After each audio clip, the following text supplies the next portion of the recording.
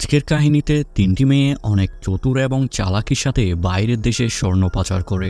এমন টেকনিক তারা অবলম্বন করে যা আপনি আগে কখনো দেখেছেন বলে মনে হয় না। তো আজকে আমরা জানবো কিভাবে তারা চালাকির সাথে স্বর্ণ পাচার করে এবং এর ফলে তারা কতটা সমস্যার সম্মুখীন হয়। তো শুরুতে আমরা দেখি তিনজন বিমান ক্রু মেয়েকে যাদের পুলিশ অ্যারেস্ট করে নিয়ে যাচ্ছে। কি এমন করেছে তারা যার জন্য তাদের পুলিশ অ্যারেস্ট করলো সেটা জানার আগে আমাদের জানতে হবে তাদের সম্পর্কে। প্রথমে যাকে দেখছেন তার নাম দিব্যা।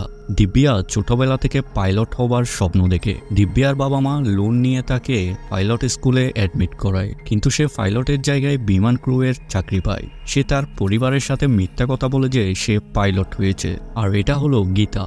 গীতা একজন বিবাহিত মহিলা যে তার হাজবেন্ডের সাথে থাকে। তার হাজবেন্ড বেকার হওয়াতে পুরো পরিবার তাকে দেখতে হয়। অনেক কষ্টে তাদের জীবনযাপন চলছে। আর এটা হলো জেসমিন। জেসমিনের স্বপ্ন সে অনেক বড় লোক হবে আর দামি জিনিসপত্র ব্যবহার করবে।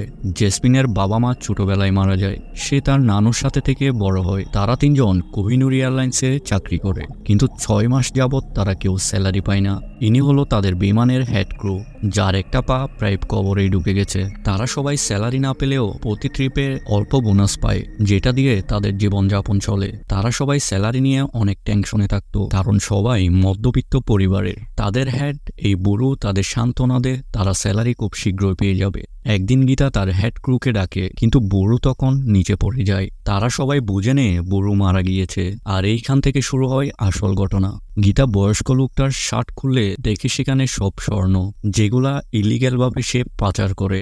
তখন জেসমিনের মাথায় বাজে বুদ্ধি আসে। সে বলে তাদের গোড়গোলা চুরি করবে। জেসমিন সবাইকে বুঝায় তারা 6 মাস যাবৎ স্যালারি পায় না, সবার ঘরেই সমস্যা, এটা একটা চান্স বড়লোক হবার। সবাই এয়ারপোর্টে আসে, সেখানে পুলিশ তাদের জিজ্ঞাসাবাদ করে। দিব্যা সেখানে এক কাস্টম অফিসারকে দেখে, যে তার সাথে অনেক আগের থেকে পরিচিত ছিল। তারা সবাই তাদের ঘরে ফিরে যায়। ঘরে গিয়ে দেখে সবার সমস্যা আরো বেড়ে চলেছে। কারো লোন নিয়ে সমস্যা, কারো সংসারের টেনশন, কারো ঘর ভাড়ার সমস্যা। সবকিছুর একমাত্র সমাধান হচ্ছে টাকা।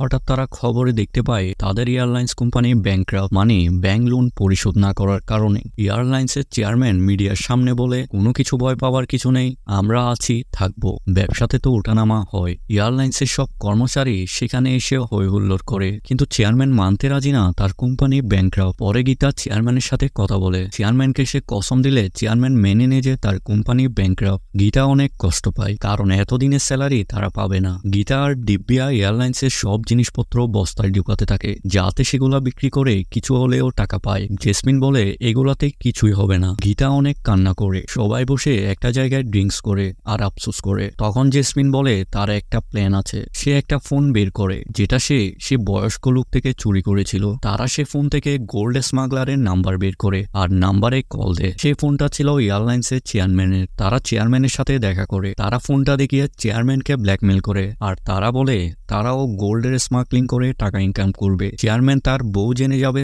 তার বইয়ে সবাইকে একটা কার্ড দেয়। তারা সে কার্ডের ঠিকানা অনুযায়ী চলে যায়, যেখানে চেয়ারম্যান আগে থেকেই ছিল। চেয়ারম্যান তাদের গোল্ড দেয় আর ভয় দেখায় যাতে তারা এই স্বর্ণগুলো নিয়ে পালিয়ে না যায়। এবার তারা চিন্তায় পড়ে যায় গোল্ড কিভাবে বিমানে নিয়ে যাবে। গীতা চকলেট খেতে গেলে তার একটা আইডিয়া আসে। তারা গোল্ডের দোকানে গিয়ে সব গোল্ড গলিয়ে ফেলে, স্বর্ণগুলা ছোট গোলাকার করে আর সেগুলা চকলেটে ডুবিয়ে প্যাকিং করে, যা দেখতে হুবহু চকলেট মনে হচ্ছে। তারা বাইরের দেশে গেলে সেখানে একজন তাদের রুমে আসে। লোকটি সব গোল্ডগুলা চেক করে নিয়ে চলে যায়। তারা সবাই এর বিনিময়ে অনেক টাকা পায় আর সবার সমস্যার সমাধান। সংসার লাইফ ভালোভাবেই চলতে থাকে। একদিন তাদের কাস্টমস পুলিশ আটকায় আর ব্যাগ খুলে দেখাতে বলে। যখনই ব্যাগ খুলবে তখনই তারা সিনিয়র কাস্টম অফিসারকে ডাক দেয়। কাস্টম অফিসার এসে তাদের যেতে দেয়। তারা সেখান থেকে বেঁচে যায়। পরে দিব্যা কাস্টম অফিসারের সাথে দেখা করতে যায়। তারা সেখানে ড্রিঙ্কস করে। অফিসার তাকে রোম্যান্স করতে বললে সে বলে অন্য কোনো সময়। তাদের জীবন তো ভালোই যাচ্ছে, কিন্তু অন্য ক্রুদের অবস্থা খুব ভালো না। স্যালারি না পেয়ে তাদের গড় চলতে সমস্যা হচ্ছে। গীতা সবাইকে সান্ত্বনা দেয় আর খুব শীঘ্রই স্যালারি পেয়ে যাবে বলে। তারা তিনজন ড্যান্স ক্লাবে যায় আর বড় লোকের মতো দামি সব খাবার আর ড্রিঙ্কস অর্ডার করে। তারা ড্রিঙ্কস করে রুমে যাচ্ছিল বড় একটা বোতল হাতে। তখন তাদের সাথে একজন ক্রু তাদের দেখে ফেলে। হঠাৎ পুলিশকে কেউ ফোন দিয়ে বলে বিমানে গোল্ড আছে, আর পুলিশ গিয়ে তাদের 3 জনকে অ্যারেস্ট করে। পুলিশ অনেক চেষ্টা করে সত্যিটা বের করার জন্য, তাদের অনেক ভয় দেখায়, কিন্তু তারা মুখ খুলে না। পুলিশ বিমানের ময়লার ব্যাগ চেক করে সেখানে একটা চকলেট পায়। মহিলা অফিসার বুঝে যায় এটা তাদের কাজ, কারণ আগেও তারা এমন চকলেটের বক্স নিয়ে বিমানে গিয়েছিল। অফিসার সব চকলেট তাদের সামনে নিয়ে যায়। চকলেট দেখে তারা ভয় পেয়ে যায়। মহিলা প্যাকেট খুলে চকলেট কামড় দিলে দেখে সেটা আসলেই অরিজিনাল চকলেট ছিল। মহিলা সবগুলো চকলেট চেক করে দেখে, কিন্তু সেখানে কোনো গোল্ডই খুঁজে পায় না, কারণ পুলিশ চেক ইনের খবর তারা 3 জন আগে থেকে জেনে গিয়েছিল। তাই তারা চকলেট বিমানের ভেন্টিলেটরের মধ্যে লুকিয়ে রেখেছিল।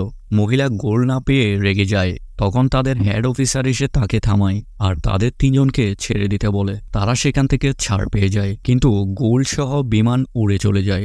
এরপর শুরু হয় তাদের নতুন এক ঝামেলা। বাকি কাহিনী দেখবেন দ্বিতীয় পর্বে। তাই আমাদের চ্যানেলের সাথে থাকবেন আর চ্যানেলটি সাবস্ক্রাইব করে সাপোর্ট করবেন।